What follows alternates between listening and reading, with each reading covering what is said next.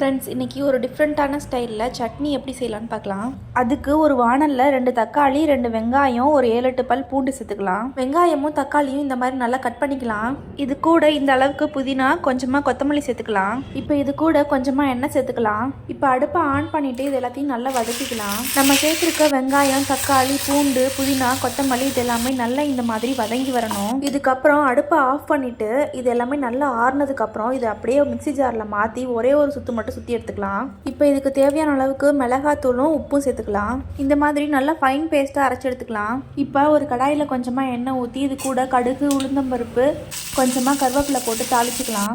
இப்போ நம்ம அரைச்சி வச்சுருக்க பேஸ்ட்டை இது கூட சேர்த்துக்கலாம். கொஞ்சமாக தண்ணி ஊற்றிக்கலாம். இது எல்லாத்தையும் நல்லா கலந்து விட்டுட்டு ஒரு மூடி போட்டு மூடிக்கலாம். கொஞ்சம் நேரம் கழிச்சு நம்ம ஊற்றின தண்ணியெல்லாம் வற்றிட்டு இந்த மாதிரி வரும். இப்போ அடுப்பு ஆஃப் பண்ணிக்கலாம். அவ்வளோதான் ஃப்ரெண்ட்ஸ், ஒரு டிஃப்ரெண்ட்டான சூப்பரான சட்னி ரெடி ஆகிடுச்சு. நீங்களும் இந்த மாதிரி வீட்டில் செஞ்சு சாப்பிட்டு என்ஜாய் பண்ணுங்கள். தேங்க்யூ.